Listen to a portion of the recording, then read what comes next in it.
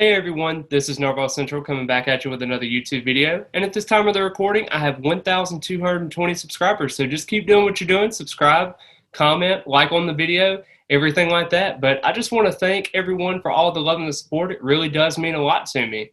I just also want to thank all of our fathers out there for Father's Day and also for Juneteenth. I just hope that your day is filled with peace, love, and joy, and hope that God blesses you through everything that you do. But we're going to go ahead and get straight into it. The reason why I kind of made this video was to kind of do a little bit of a recruiting update.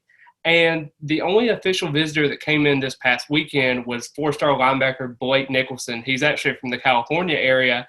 And he actually met up with some of the media members during kind of the middle of Saturday afternoon, right before he was going to leave on Sunday. And he had some interesting thoughts on what was kind of being in that interview. And he talked about how Mike Norvell, Adam Fuller, and also Randy Shannon were kind of involved with his recruitment. He talked about there was kind of a family atmosphere. It wasn't really, one guy was standing off by himself and there was a group of people that was there. They all do everything together. So it's really that family-like environment that we've heard about so many times. And then the biggest thing that I kind of took away from it was that proximity to home really doesn't make too much of a difference for him. And he also talked about how he wants to make a commitment before, maybe around August, a little bit before his season starts. So that could really be a factor there. And he even wants to go to a Florida State game during the season. So he even talked about the bright lights of Clemson. I mean, that's a huge game to be able to go to. And if we're able to get a lot of good recruits to come into that game, and also Florida State's able to kind of get on the right foot at the beginning of the season, I think that could be a really, really big game to swing some guys there. The biggest factor in his recruitment is going to be Oregon, and we all know it. I mean, they're that West Coast team that's out there. He already talked about proximity to home really doesn't matter to him. He just wants to go where he fits. And he said Florida State is a really good fit for him. He really sees himself being there.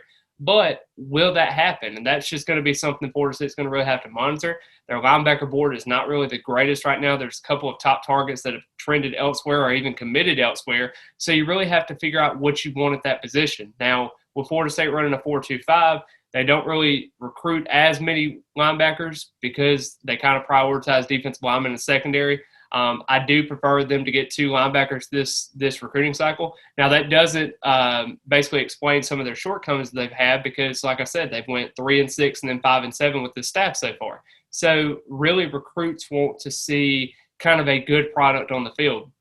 And really I can even argue that recruits and Florida State in general just wants the season to start so they can have some kind of momentum on the trail and be able to showcase their product.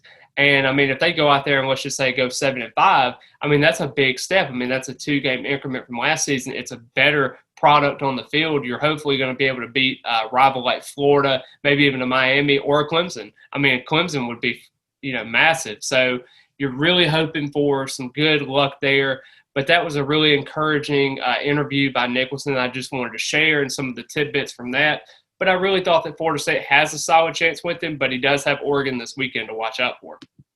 Now, if you want to fast forward over to this weekend for official visit weekend, this is going to be massive for Florida State. They got guys like Keldrick Falk, the 4-star defensive end out of Highland Home. They got Lucas Simmons, the 4-star offensive tackle. Avery Stewart, the 4-star DB. And then you also got Dalen Smothers, the 4-star running back. Samuel Singleton, also the 4-star running back, and then also Tavion Gadsden from a 3-star defensive tackle. So there's going to be a lot of good factors there because, you got 6 quality visitors that I think are really going to be pivotal for what you bring to the table. And these, in the last weekend of June, is going to be your big boys that come in, and you're hopefully going to be able to get some of those guys in. Now, the biggest factor in all of this, I want to see Keldrick Falk. I want to see how they prioritize him. And I want to see, where he is and see if they can potentially get a commit from that. Lucas Simmons is a guy they've been on for quite some time. Florida State is his last official visit. He's 6'7", 300 pounds. He's been to Florida State several times at this point. He's actually from Sweden. He plays at Clearwater, so we'll definitely see how that plays out. Avery Stewart, a guy that they really like at defensive back out of Montgomery, and I think that could be a situation where Florida State can kind of get more involved. The in-state schools are still trying to get involved there. Dalen Smothers is another guy, the running back from North Carolina. Could be a situation where he goes to a bigger-time program, but we'll definitely see. It's very encouraging to see Florida State going ahead and getting that official visit, getting that running board kind of more expanded, I guess you could say. But Samuel Singleton, he's from Orange Park. I definitely think Florida State has a decent chance there. He's their only official visit so far. So he's about 5'11", 180. So I definitely like what he brings to the table. And then Gadsden, I think, is more of that interior / strong defensive end that you could really bring in that I think they have really good chances with there. So they're bringing in some top guns, I mean, for this class. I would definitely say that probably out of all of these guys, probably Lucas Simmons and Singleton are the guys I'm looking for, just because Singleton's only official visit so far has been Florida State. He hasn't really visited much elsewhere. And then Lucas Simmons getting that last official visit, Coach Atkins could hopefully swing in and get those recruiting momentums going there. But, it all depends on everything because, we were talking about this last year, recruiting momentum in June, and then it turns out Florida State had a 5-7 season and everything kind of fell off the rails. So like I was talking about before, Florida State wants to see their product on the field this season. They cannot wait till kickoff starts because, you start off with Duquesne, first time you're going to be 1-0 since 2016. Then you turn around and have an LSU game, a primetime game that everybody's going to be looking for on that single Sunday night game in New Orleans. And we're definitely going to have to see how they factor in that. You turn around, have a bye week, and then you have a crucial game against Louisville that you really haven't won there in quite some time. It's just been a struggle for you lately as a program. So you're really just trying to get off on the right foot. And if they go 3-0, or even if they go 2-1 in those games and are really competitive against LSU, be a really, really big factor at Florida State going forward. And I think Mike Norvell can really pay the dividends off of that in recruiting. Right now, I believe they are at 36th in the nation with 8 commits. But I do believe that Quindarius Jones is actually a 3-star now, so that should bump up the rating a little bit.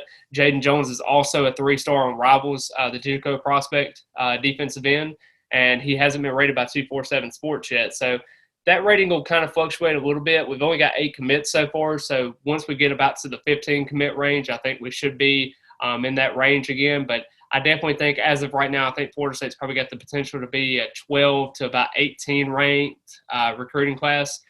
Without their production in the summer. But if they're able to win 7, 8, even 9 games, the sky's the limit for this team potentially for recruiting.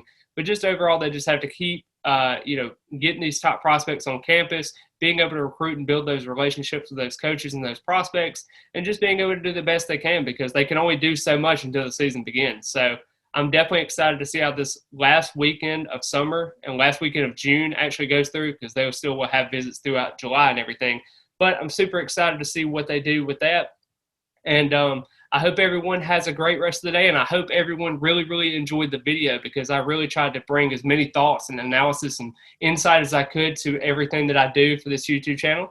So I really appreciate it. If everyone can leave a subscribe and also leave a like as well, I would really appreciate it. And as always, go Noles.